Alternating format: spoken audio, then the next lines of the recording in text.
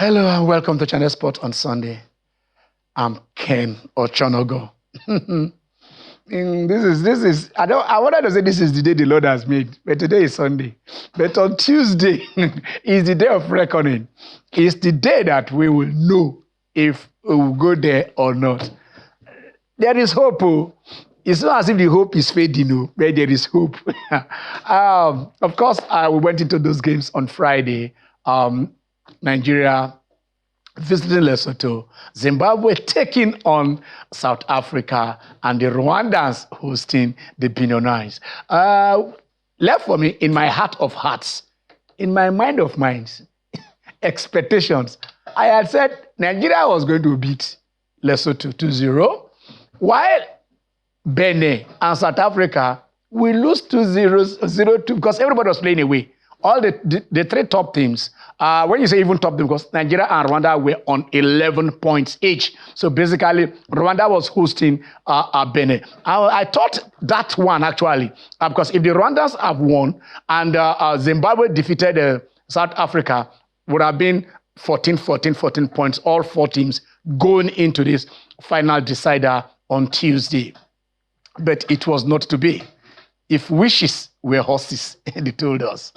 I wished, but then Nigeria did win, but South Africa drew. Got a valuable point, very valuable 1 point, because we are going to look at this. It's a calculator. We are not pressing calculator. We look at the table. We look at the table, and that will tell you how precarious it is.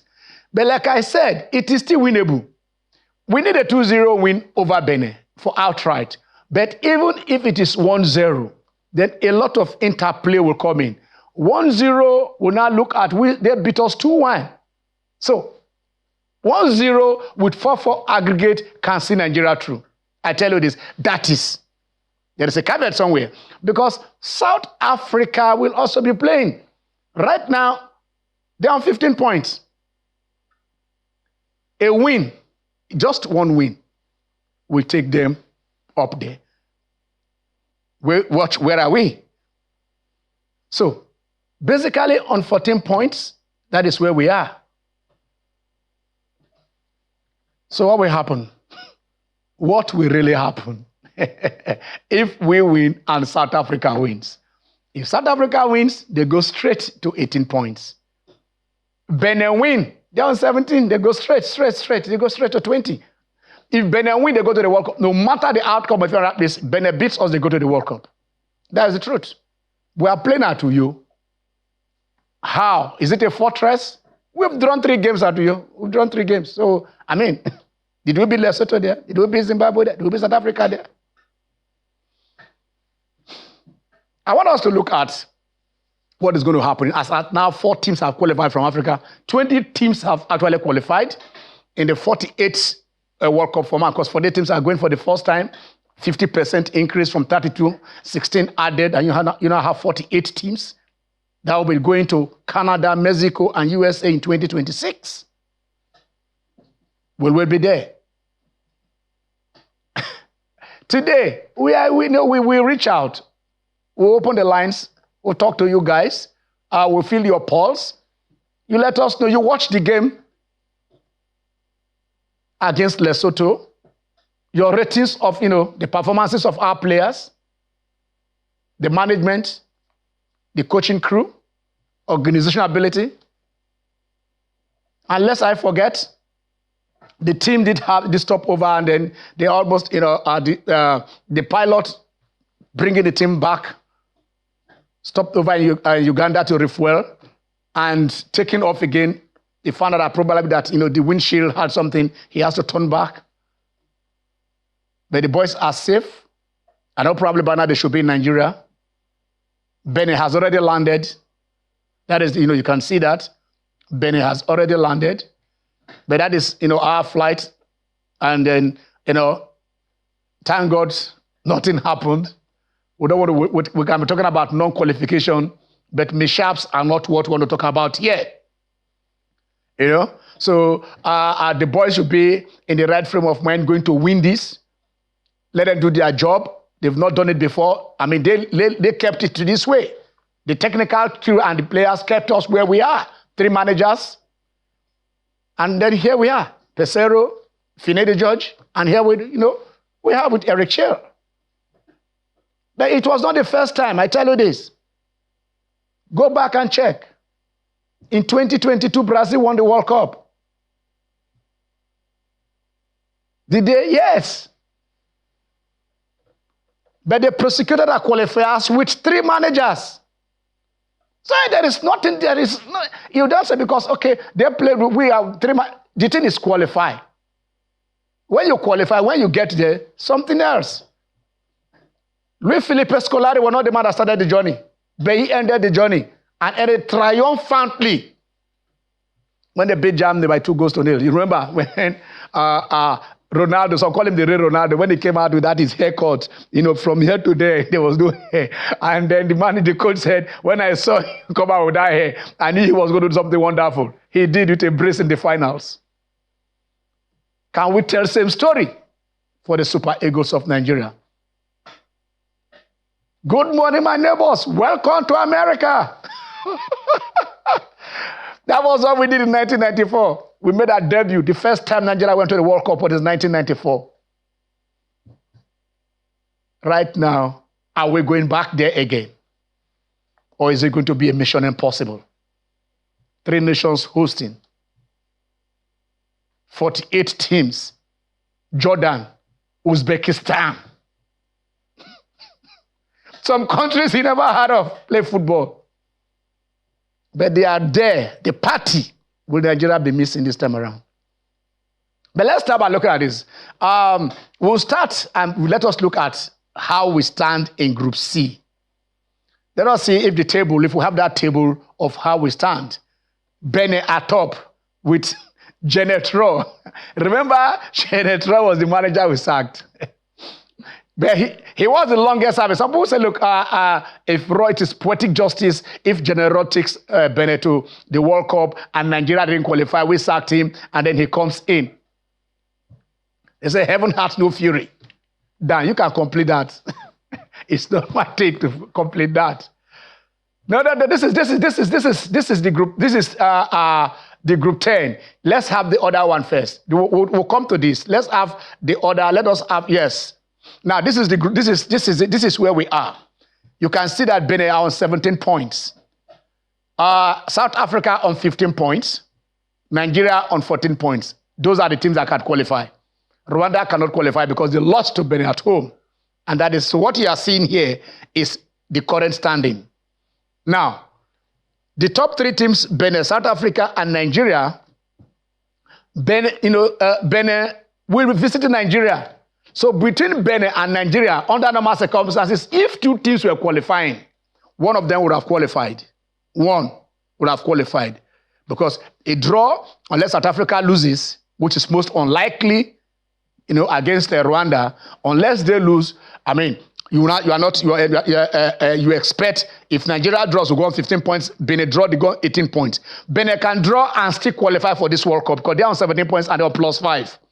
South Africa must beat Rwanda with 3-0 because South Africa are on. Okay, they can beat with 2. If they beat with 2, if they beat with 2, then they can bet outrightly. They have to beat with 3 to go on +6. They are on +3. Nigeria is on +3. Nigeria can qualify if we beat Benin. Of course, people are saying, Ken, when I don't start all these calculations, add and subtract. But let me just take it slowly for you to understand this. Let us start with Nigeria. Your Nigeria, my Nigeria. Nigeria are 3rd on this log. But if we beat Benin, we go on 17 points with Benin. Hope you guys get that. We go on 17 points with Benin. So, but then it has to be with goals aggregate. They are on +5. Nigeria is on +3. So if we beat Benin, they by 1-0, they come to +4. While we go to +4. But if we beat them with 2-0, beautiful, wonderful. We go on +5 while they drop. Now, that is okay. You can see the goal. That is what I'm saying here now. Better. I think this table is better. So you can see it. The goal difference comes into play. 533 GD. That's the goal difference. You guys can see that. That is where it is. So let us do this mathematics together. There is not too much calculator. Just add up, addition and subtraction is what we are doing here. Nigeria wins by a goal. Win turns to 4. That takes us to 17 points. Extra 3 points takes us to 17 points. And then goal difference. That is where it matters here now. 1 will take us to 4 and bring Benin to 4. Now, after that, if both of us say and perchance South Africa draws or loses, then it means it will be between Nigeria and Benin to decide who will go. That is, both teams will be on 17 points, while South Africa will be on 16 points if South Africa does not win. So, if it is 1-0 and they are on 4-4, the next thing has to be goals for and goals against. Goals for and goals against, they have scored 12, we have scored 11. So, if we beat them by 0, all of us have scored 12 goals and considered the same number of 8 goals. You are looking about this photo finish. So, it will be 8 goals scored, 4 against, 8 against, and plus 4. So, the next thing will now be what happened on aggregate between both sides. On no matter points. They beat us at their place. They collected 3 points. We beat them at Nigeria, also 3 points. So that one will not break the tie. So when else do you go for? You go for goals. They have the same number of goals for and goals against with Nigeria. That one will not break the tie. But what will break the tie will not be away goals scored. They beat us by 2-1. So if we beat Benin by 1-0 and South Africa does not win, Nigeria will go to the World Cup. I want to repeat it again. If we beat Benin by 1-0, if we beat Benin by 1 goal, look at this very well and mark it. If we beat Benin by 1-0 and South Africa fails to win, Nigeria will go to the World Cup by virtue of away goals. By virtue of away goals. That will be it.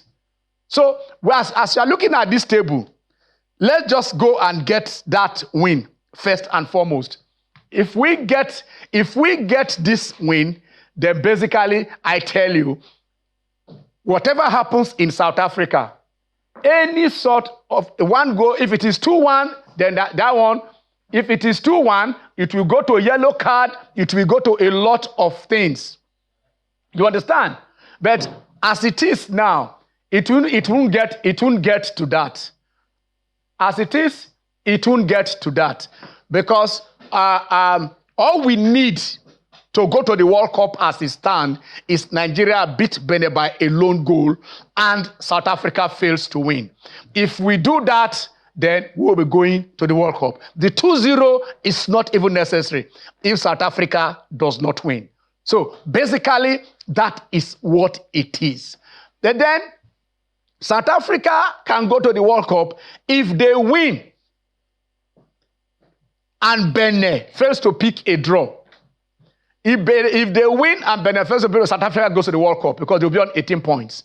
Nigeria will be on 17, Benin will be on... It doesn't matter if we beat if we beat Benin by 100 goals and South Africa wins, South Africa goes to the World Cup. So, I hope you guys are following because this is what you are seeing there is that this is the result, this is the table, this is how it stands. If it's a matter, it is now if conjecture. Benin, South Africa, and Nigeria can go to the World Cup as it stands. Those 3 teams, stand a chance of going. And let me tell you this. I will go back to the other table, the other table that came up with. Can we see that first table, the one that has the 9 teams? Can we see that table? That is at this. Yes.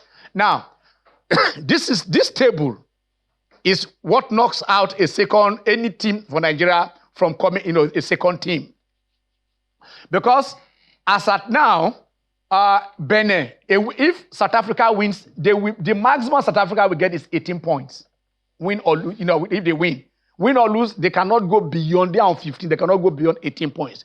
You see, number 4, Burkina Faso, Cameroon, and Uganda. You see those 3 teams. If one of them gets just 1 point, only one, they need just 1 point, they will go to 19. They will join Gabon in 22, Madagascar in 19, DR Congo in 19. And when that happens, let me tell you this, when that happens, our team can only produce 1 team. 1 team. So no matter the outcome, Group C will produce. So it is either we win or we win. We don't stand a chance of going there as best loser or the best how do I say, best second place teams. This is it. This is the table. Gabon, Madagascar, and DR Congo are already ahead of us. We cannot get 4 points, even if we score 1,000 goals. The maximum we can get is 3 points. That stops at 17. South Africa will only stop at 18. The only team that can go further than that is Benin Republic. But a draw, if it takes them to win, they will be on 18 points. If they win outrightly, then Nigeria and South Africa will sit at home, no matter what it is. The Catalan is in the house. Theophilus. We'll be doing some calculations, mathematics. As usual. Soccer tour. Yeah, soccer tour. We've been doing all that. We've been adding and subtracting. Yeah, you've been dropping numbers. I have some numbers for you. Good afternoon, viewers. We played 9 matches. Yes. We picked up 14 points from 9 matches. Yes. Ken, our last 3 games, we picked up 7 points. Exactly half the number of points we have in total. So that means our first 6 games, Ken, we picked up only 7 points. Yeah, we have 3 points. In our first 3 games, we picked up. In fact, in our first 4 games, we had 3 points. That's what I'm saying. Yes. Like, we have 14 points now. Yes. Out of 9 games, that should have given us out of a possible 27 points, Ken. Yes. We picked up 14. We dropped 13, yeah. And in the last 3, we picked up 7. Why the urgency now? Why the rush? Why couldn't we beat South Africa? Even in the last 3. If we are beating South Africa, if we are beating see, I don't know. You know, it was the day of the girl child, like I think 2 days ago, the National Day of the Girl Child. And our women have been making us proud. Mr. President, $100,000 for the Falcons, Mission X, for the Tigress. When it gets to the turn of the men, we begin to bring out the calculators. Where is Cecilia? I was about to ask for her. Cecilia, because Cecilia was here, I knew what she'd be saying. Because that is what you try to do. We cannot really continue like this. I watched the European qualifiers yesterday. I saw the Portuguese team, although they struggled to get their win, but they got it nonetheless. I saw the Spanish team. The way those guys move the ball around, do I really want to play against them in the World Cup? Yeah? And that will be when we get to America. Where you get her now. Yes, like I said. I don't know you guys, I don't know some of you who watched that movie, coming to America. And then, good morning, my neighbors. Welcome to America. I want to be able to go to America and say, good morning, my neighbors. Yeah, I'm there in America because we are here to conquer. That the general has something to say about it. See, beating, like I said, the first thing is to beat General. If we were people, initially we thought a 2-goal cushion. Of course, 2 goals does not take us to other tiebreakers. Definitely. Outrightly, we beat them by 2 goals, we go +5. Yes. They drop to +3. Yes. So that one helps us in cool that out. Where we will not be on our television set or radio watching what is happening in South Africa, monitoring what per second. Because for every goal South Africa scores, if they are, you remember. They had the opportunity to beat Zimbabwe, they could not. Now they have an opportunity in South Africa. In South Africa to beat Rwanda. So South Africa must win. A draw or a loss keeps them in South Africa. Okay. See, we discussed it. I told you this yesterday. The fact that South Africa are even in this conundrum now. Yes. Is their fault. Yes. I watched their game against Zimbabwe. Yeah. And in as much as they created a host of chances, Zimbabwe could have easily nicked it. Yeah. Even though they were a man down for the better part of about 30 minutes. You understand? Ken, do we need to always rely on other people's misfortunes? I understand that is how the game is. Can't we create our own luck? Since I don't get sense, let me say this in pidgin, Ken. Since I don't get sense, I think it's only once Nigeria qualified for the World Cup without using calculators. Since I understood what they were calling football. Because I always watched my uncles and the other ones around me every single time. Okay, if we win this, if the opponent should lose this, I mean, how? Why? In big 2025. Okay, that is how it is. Like I said, 4 African countries already qualified. Yes. Morocco, the last World Cup, they were in the semi-finals. They've already qualified. So this time probably they will be aiming to go to the finals. Okay. And I tell you, a lot of things are happening. I'm waiting for you to call the other countries that are qualified. Wait, now calm down. Now. A lot of good things are happening to Morocco, to Moroccan football. In that World Cup, at least, we saw them beat Portugal. You know, something I was very, very happy about. A result that made me very, very, overjoyed.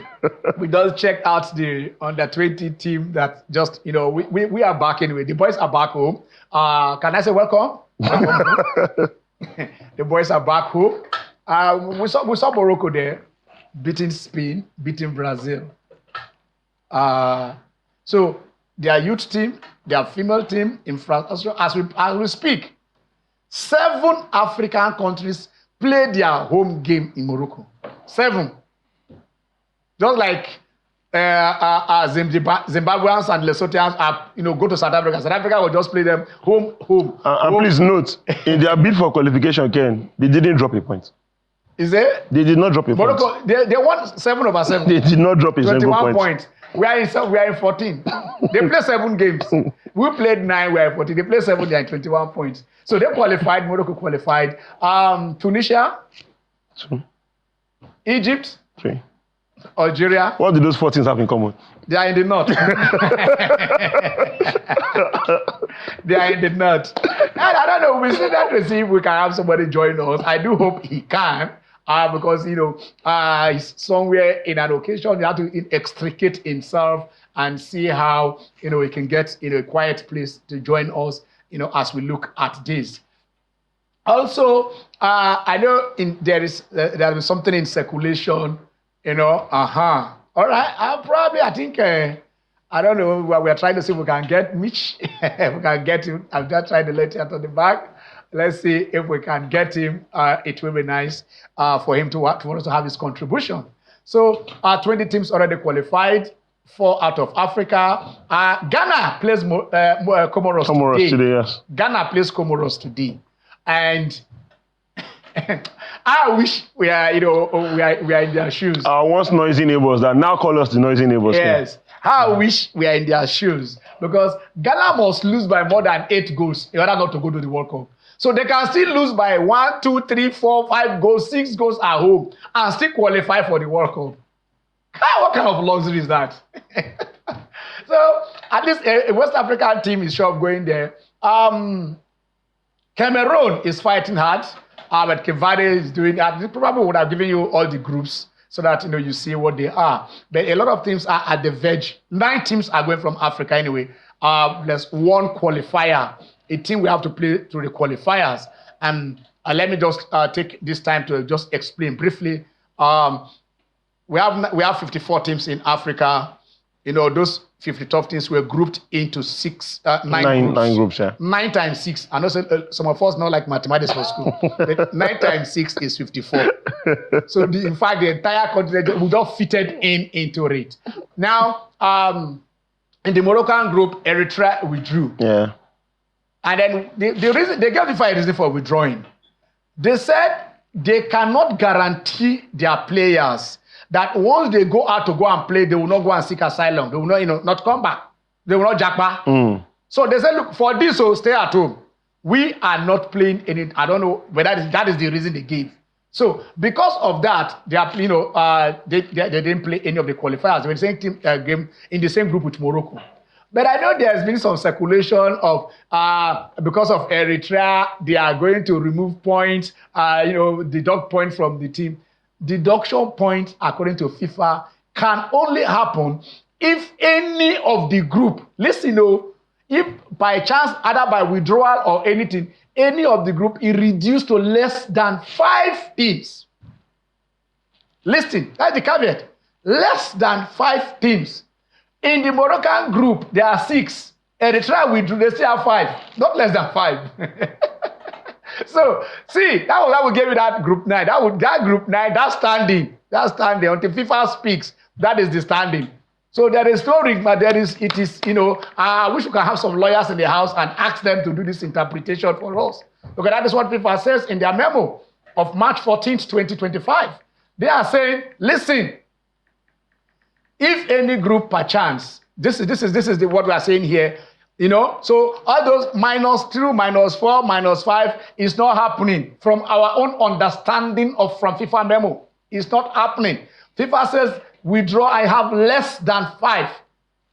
That team still has 5 teams. That group still has 5 teams. So for now, this is the standing of the teams. This is that will go. So if it is this way, it means at least Gabon, by virtue of where they are, has already qualified. Probably if Madagascar, DR Congo, if they lose, and Burkina Faso, Cameroon, or Uganda wins, they'll go to 21 points, and then, Madagascar and DR Congo can drop. If the 3 teams on 18 wins, and the ones on 19 loses, but if they draw, they go 20. So a lot of computations, I think from Gabon to Uganda is where the 4 teams will come from what we are seeing here. Because there is no way Namibia is going to get to 19. Of course, if Burkina Faso loses, Cameroon loses, and Uganda loses, then Namibia, maybe they win by 4 or 5 goals. South Africa, if they win by 6 or 7 goals, I don't know how, that we take them there. That is, there has to be a lot of losses for Burkina Faso, Cameroon, and Uganda not to go to the World Cup. So that is what we are saying here. So the point of deducting whatever points you had, the second teams, whatever points they had from the last team that is in their group, because it will not affect those who have qualified though. When you top the group, you have already qualified. So now fighting for second place, now with the talk here. So I don't know how that one is going to be feasible in this case, because if the team that even top Catalan, they even top collected maximum point from the team at the bottom. You understand? So I'm looking at Group J, and what we have seen, everybody can see. Yeah. We really are not in this conversation. No. Our group is not in this conversation. Well, our group, Nigeria is not in the conversation. Nigeria is not in the conversation. We cannot get to 18. And the first top 16. Because by virtue of anything, South Africa are the closest team with 15 points. Okay, let's see. I don't know if we have Mitch on the line. Hello? Let us see. Yeah, good day. Good day, my brother. I like that voice. When I hear that voice, I know that that is. We have the erudite, the quintessential Mitchell will be top journalist, veteran journalist, administrator, and what have you. There are some people who like having on this show over and over and over again because they give you value and they call it as it is. Hello, Mitch. How is the Sunday going? Where are you? Are you in Lagos here? Yes, we are toasting to a very good friend who is 70 this week, and we are in his Thanksgiving service talking about Ifeanyi Ayafulu, used to be the GM of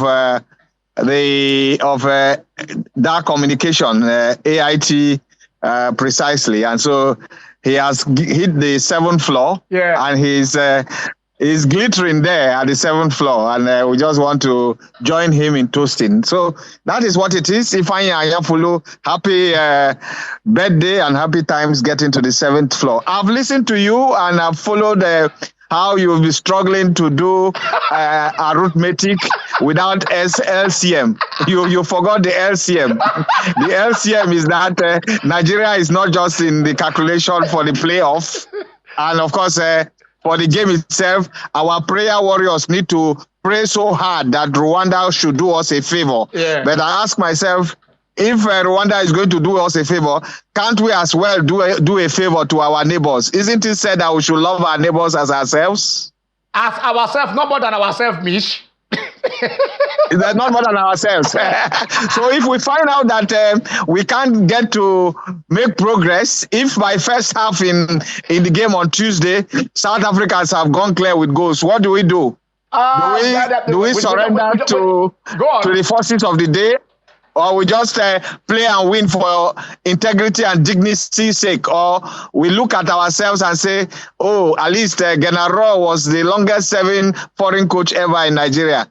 He wants to go to the World Cup, and that would make more story for some of us journalists to see a young Benin side going to the World Cup for the first time than even South Africa, isn't it? But football is like biscuits. You never know where it will crack. Last Friday, we didn't know that Benin Republic will hell sway over Rwanda. We didn't even know that Zimbabwe will harass the hell out of Bafana. Yeah. And more than anything else, we thought we were gone clear with 2 goals, and suddenly we saw the Nwabali theatrics. Mitch, I don't know the way it is. How did we get here? Oh, yes, we got here because we bungled our campaign from the outset. We compromised the games we were bound to win. Of course, here is a campaign in which we have we've had more coaches than more wins. But then, even when we realized that we were already on the slippery ground, we said, okay, let us readjust. Let us do an evaluation. And we said, okay, going forward, we can still make it. And it was in this case of trying to struggle to see whether we can make it that we were looking for a miracle worker. And one came in the form of a gambler who had sufficient courage to tell us that at least he would take us through 6 games. And everybody, because we are in a season of hope, everybody got sold on the diet of hope. And if you recall, Ken, I insisted over time that in African football, it will be difficult to win 6 games. Exactly. And that is exactly what has happened. The key games, we couldn't get to win the key games. If we had beaten Zimbabwe and beaten South Africa, we will not be looking at all these calculations you have been doing on the screen.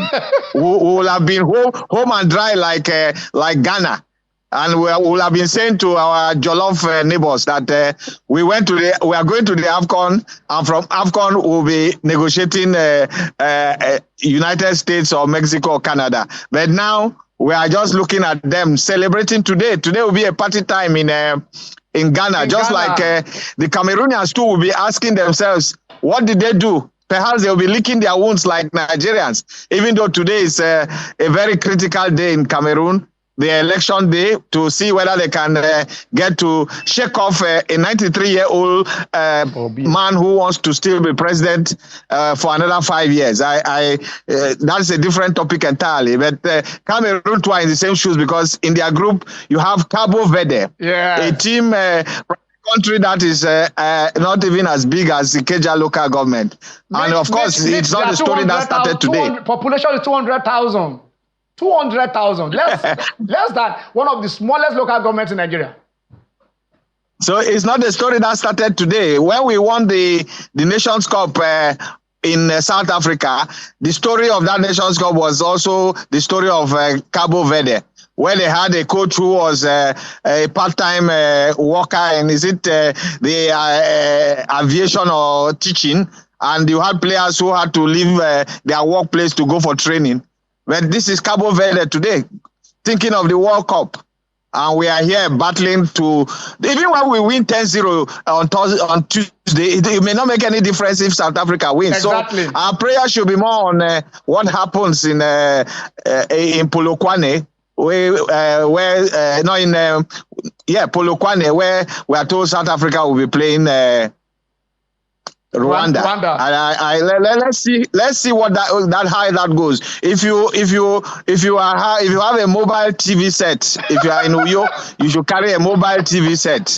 So as you are watching the game, you are sending words to the technical bench. Oh boy, this is what is happening. Oh, this is what is happening. Let our boys go out there and either conquer or concede. Mitch. Okay, but let's look at it this way. I want to ask you something else. I still in this. I was just looking at it, and I found out that maybe 7 of the teams in Africa played their home games in Morocco. Just 3 days ago, at the 47th Ordinary Congress of CAF, Infantino did say something. He said FIFA has invested over $1 billion. In fact, that by 2026, they will have invested $1.28 billion in sports development in Africa. Mitch, in Nigeria, we are struggling to go, to Uyo to go up. That is a mono stadium in the whole of this country that is fit enough to host. If that we would have been playing, probably we would have joined the train to go and play right there in Morocco or somewhere else. What is the problem in Africa? Where have they channeled over $1 billion if they cannot even have a home turf to play football, Mitch? Let me start by saying that the Nigerian Football Federation held its annual ordinary general assembly in Ibadan, isn't it? In Ibadan. Yes. And they passed their accounts. It was approved by a Congress, which you know who are the members, of course. So over the years, you will ask, what has happened to the FIFA forward money that has come to Nigeria? Yes. If Africa has enjoyed $1.2 billion. 1.28, yes. You divide that by 54 nations. What will you say has happened to the one that came to Nigeria?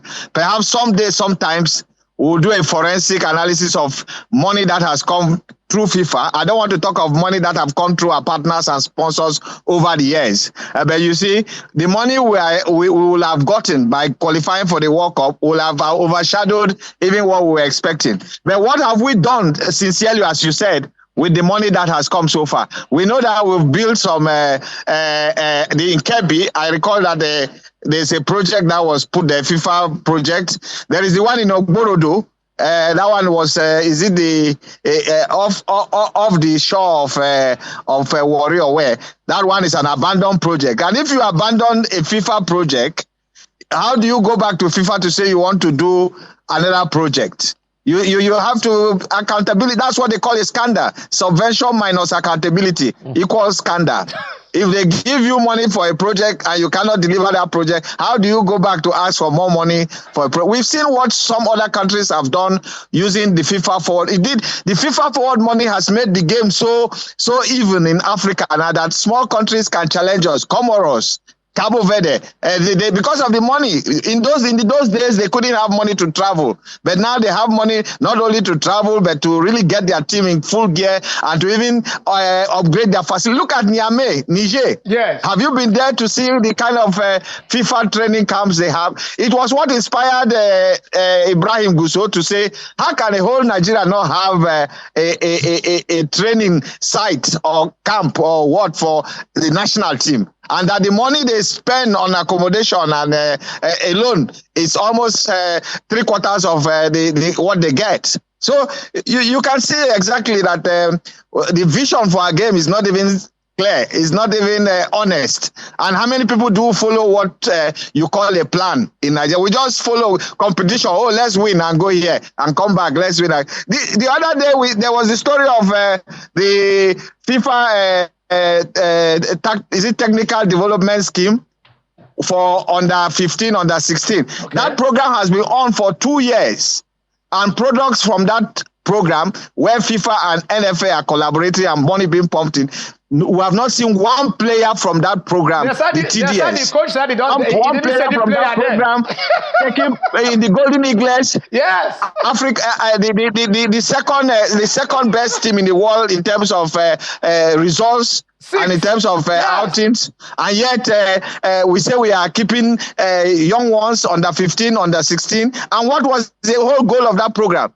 to get the young ones across Nigeria, expose them, develop them,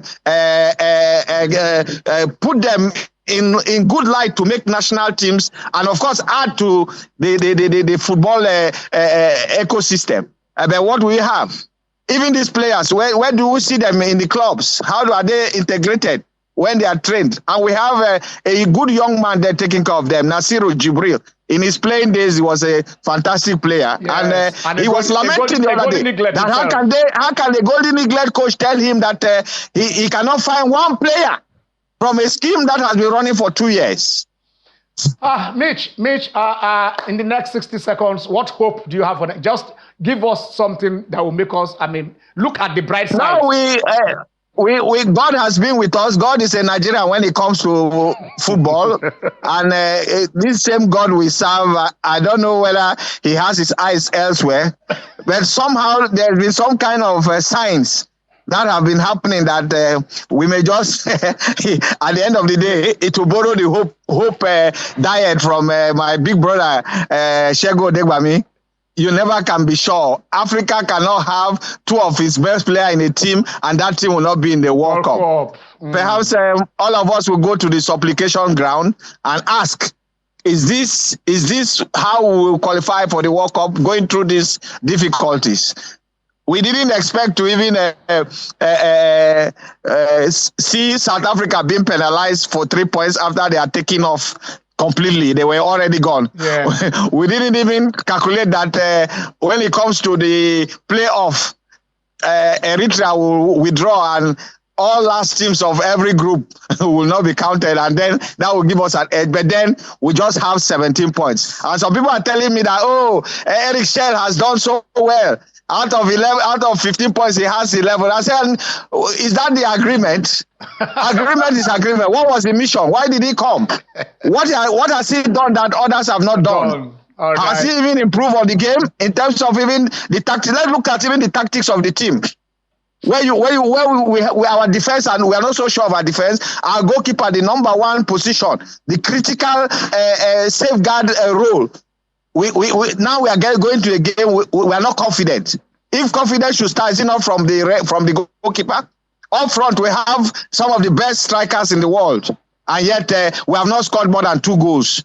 What does that tell us? Something definitely is wrong. Let's go tabula rasa and start afresh, all round administration, technical, and perhaps see how we can make our own World Cup in Nigeria. And that's why I insist that we have to go back to our league and do the right things for our league. And government has a responsibility because the Nigerian youths are crazy about the game. And we have to build a game that can leverage opportunities for them and, of course, create an economy that is viable for them. Government should invest. How can we have an NTA and our league is not live every day, on a network level? How can we have a league of the highest number of people in Africa or the world? Come and think of our population, and yet we are struggling to make a spectacle out of it. I think, Ken, it's time for us to go beyond just mounting some of the plans and programs and literature that has been floated over time. It's time for action. Somebody needs to seize the gauntlet and let's do the right things and say between now and 2030, Nigerian football must shift. Okay, I think that is where that should be the best place for us to round up this discussion, Mitch. Somebody must take up that gauntlet. Timeline 2025 to 2030. Let's see if that change will come through. Thank you so much, Mitch. Thank you so much. Have a blessed day and pray for those in South Africa so that Rwanda will do us a favor. And if they can't do us a favor, let us be favorable to our neighbors. Yes. All right. Thank you so much, Mitch. Thank you so much. That's Mitch Elubi, the master, we call him, and then he has done that. The lines will be open right now. Or can we go in on a break, or we just open the lines so that you guys can join us? You've had him. You saw the calculations we're making. We see everything. How do we get here? If you want to be part of it, do we? All right. Let us go on a very short break. When we come back, we'll take a few calls and then wait for you. Okay. We're supposed to take on some other stories. An exciting story in China, the Shanghai Masters, where two cousins, are playing, in the finals. It's unthinkable. This is the very first ATP Masters that they are playing, and here they are. You see, we can't take some of the pictures of as kids when we were growing together. They said there will be two winners. There will be two winners in that game today, and no loser, because whoever wins, the other one. In fact, I don't want to go there because when you talk about beautiful stories that are coming outside Nigeria, we should be looking at what is happening here. Coco Gauff will be taking on also Jessica Pegula in Shanghai Masters too. Two of my favorites. Normally, I go for, like I don't want to sing that song again, wherever you come from. As long as you're a black man, you are a Nigerian. So definitely, I should be rooting for Coco. But herself and Jessica, whoever wins, just like the other finals, whoever wins, Jessica Pegula, she is a billionaire daughter. But then she doesn't flaunt, her wealth. Instead, she uses her wealth, for the goodness of her team. Spreads it, takes care of other players on tour, players who cannot travel, players who are having difficulties. So I tell you, it is a befitting final, and whoever lets the better woman also win. But then the lines should be open now. We're opening the lines. If it is possible for you guys to join us, I will play on Tuesday. What do you think? What are your expectations? How do you think these things will happen? We've been trying to do some, add, subtract, remove, and stuff like that. As it is, we should be praying for Rwanda to win. And we're not praying for South Africa to lose. We don't pray for negatives. So we pray for Rwanda to win. Just stop it. just stop it. We pray for Rwanda to win. And then I tell people, I just said, I don't realize when I go to the studio that a lone goal is enough for us to progress. If we beat them, I'll check through the tiebreakers.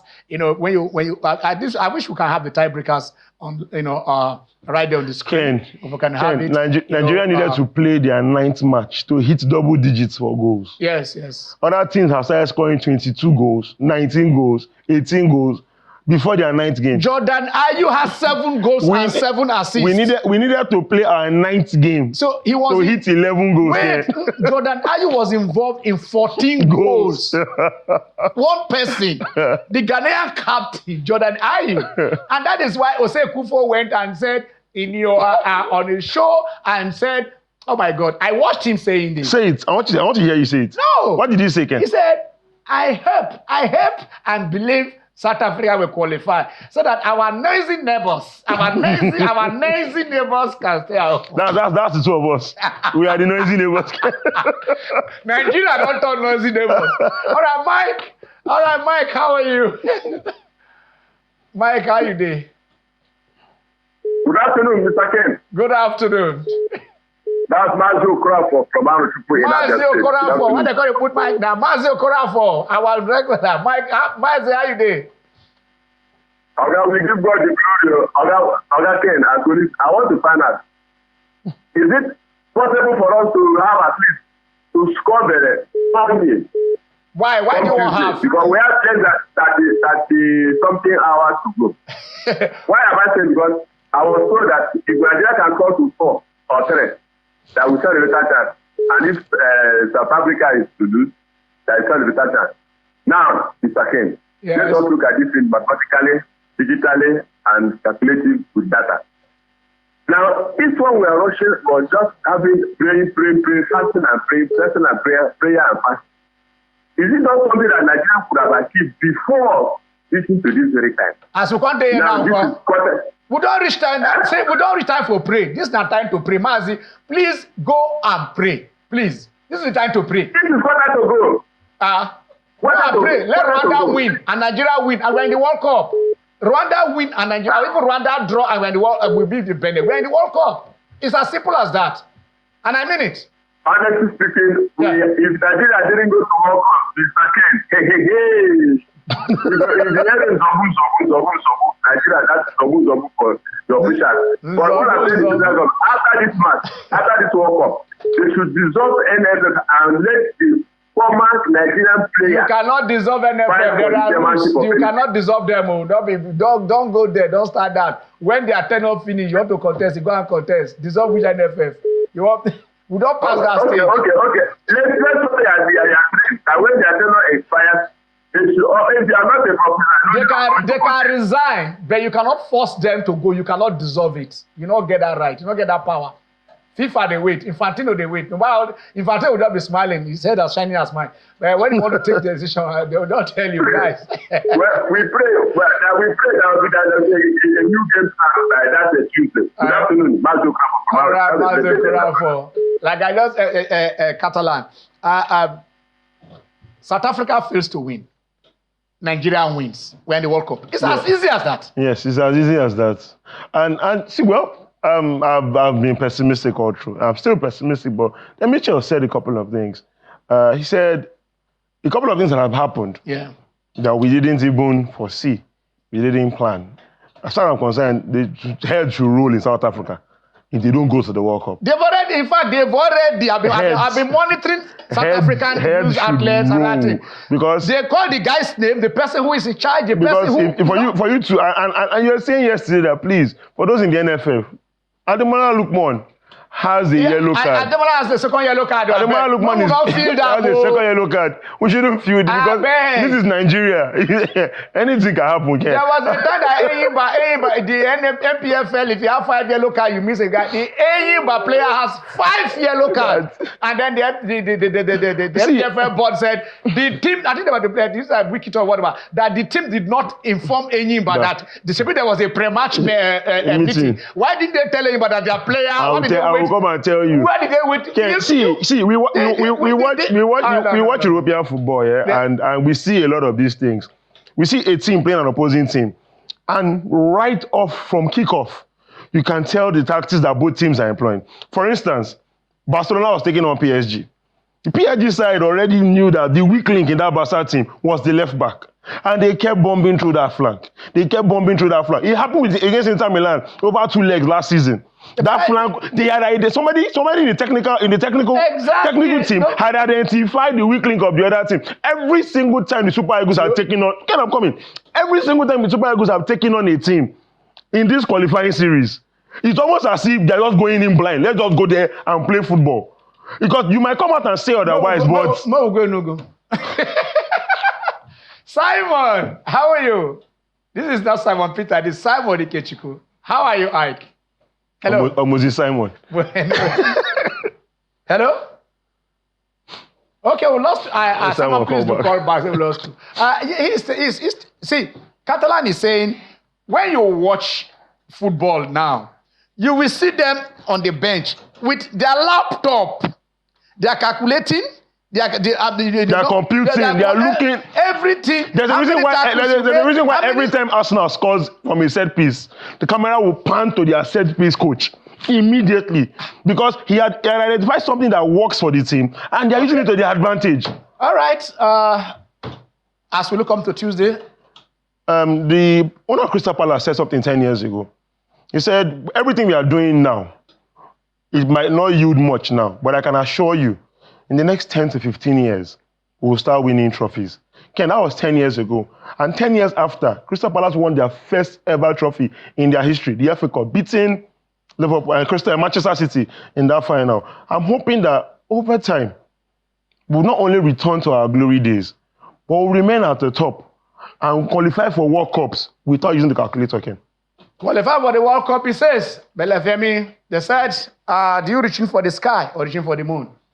I'm linking, anytime I look at this, I think about it, and I look at Japan. And I said the Japanese women have won the World Cup, beating the Germans, beating the Americans. USA. Yeah. I tell you this, that when in 94, we were close to winning the World Cup. Because I tell you this, we lost to Italy, who played in the final, and then it was only 9 minutes. We were good enough to win it. If Nigeria is going to the World Cup, we're not going to participate. The mindset is that it is time for Nigeria to win the World Cup. We go, we don't go. On Tuesday, I tell you this, beat Benin. South Africa, Rwanda, I wish you success. Until then, I'm Ken Ochonago. God bless Nigeria.